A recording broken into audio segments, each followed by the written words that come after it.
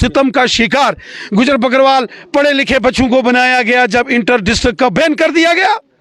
ये जुल्म सितम किसने किए? एनसी कांग्रेस और पीडीपी ने किए। करेंगे आप कहते हैं गुजर भाई जो है हमेशा गुजर भाइयों के साथ चलना चाहिए, एक तरफ से पहाड़ी भाई भी डिमांड कर रहे हैं एसटी की, तो क्या एसटी देखिए मेरी बात सुनिए, ये डिवाइड एंड रूल पॉलिटिक्स जिसमें आपने कहा था कि गुजर भाइयों के लिए जो है दूध की नदियां बहाई जाएंगी और बाज़ाब्ता तौर फ्लैट बनाए जाएंगे, तो देखिए गुजर बकरवाल जो के मालिकाना हक क्यों नहीं दिए? किन की सरकारें थी? आज मोदी साहब की सरकार आई, आज गुजर बकरवालों को फॉरेस्ट राइट्स एक्ट, जमीनों के मालिकाना हक इनको दिए गए।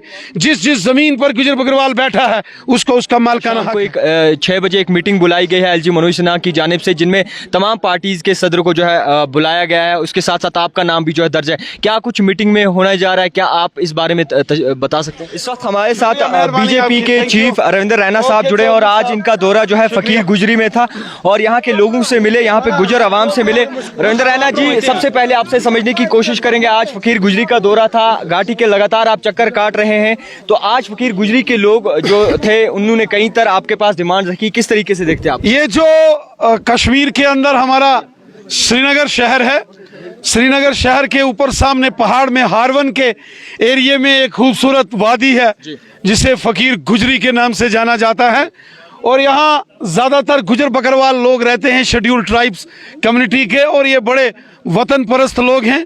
इन्होंने मुझे कई बार यहाँ बुलाया, आज मैं आया था और मुझे बड़ा अच्छा लगा कि इन्होंने जिस तरीके से यहाँ हमारा इस्तकबाल किया, वेलकम किया। मैं दिल की अमीन तरीन गहराइयों से यहाँ इन तमाम अपने गुज्जर और बकरवाल भाइयों का शुक्रिया अदा करता हूँ जिन्होंने श्रीनगर के हारवन के इस फकीर गुजरी के एरिए में मुझे बुलाया। यहाँ के लोग जो हैं ये बड़े जो है मुश्किलों से दो चार थे, हमने कोशिश की है और सबसे बड़ी चीज़ जो यहाँ शुरू की गई है पैराग्लाइडिंग, और इसको इस सारे फकीर गुजरी के हारवन के एरिए को हमने टूरिज़्म के मैप पर भी अब लाया है। बहुत ही खूबसूरत एरिया है, जब यहाँ बर्फ़बारी होती है तो ये स्विट्ज़रलैंड हो या फ्रांस, जर्मनी, यूरोपियन कंट्रीज से भी खूबसूरत एरिया है और हम इस एरिया को और डेवलप करेंगे। मुझे बड़ी खुशी हुई कि यहाँ के तमाम गुजर बकरवाल लोगों ने जिस खुशी से हमारा इस्तकबाल किया, मैं दिल की अमीन तरीन गहराइयों से इनका शुक्रिया अदा करता हूं। आपसे समझने की कोशिश करेंगे, आप कहते हैं गुजर भाई जो है हमेशा गुजर भाइयों के साथ चलना चाहिए, एक तरफ से पहाड़ी भाई भी डिमांड कर रहे हैं एसटी की, तो क्या एसटी? देखिए मेरी बात सुनिए, ये डिवाइड एंड रूल पॉलिटिक्स हम खत्म करना चाहते हैं।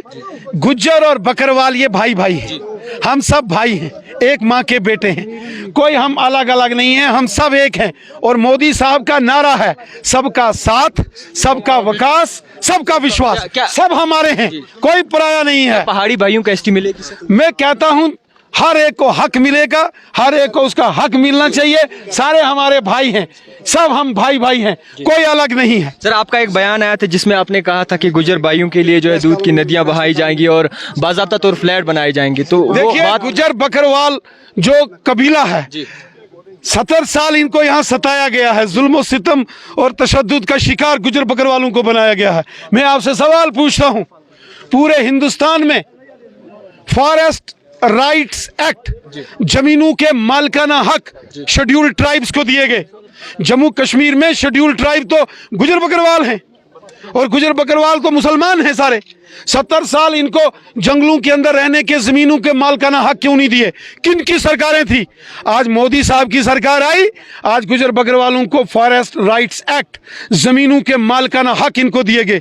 जिस जिस जमीन पर गुजर बकरवाल बैठा है उसको उसका मालिकाना हक है। पॉलिटिकल रिजर्वेशन पूरे हिंदुस्तान में थी, हिंदुस्तान के अंदर शेड्यूल ट्राइब्स को सियासी रिजर्वेशन थी, उनके वहाँ पंच, सरपंच, एमएलएस, एमपी बनते हैं। जम्मू कश्मीर में ये कानून क्यों लागू नहीं किया गया था? आज मोदी साहब की सरकार आई, यहाँ गवर्नर रूल लगा तो गुजर बकरवालों के लिए पॉलिटिकल रिजर्वेशन यहाँ लागू हुई। आज यहाँ अनंतनाग जो कश्मीर का डिस्ट्रिक्ट है, अगर वहाँ का मिस्टर गोरसी, वो अगर वहाँ के डीडीसी के चेयरमैन हैं डिस्ट्रिक्ट के, वो गुजर बकरवाल कबीले से आते हैं, इसलिए हैं कि वो रिजर्वेशन मोदी साहब ने लागू की।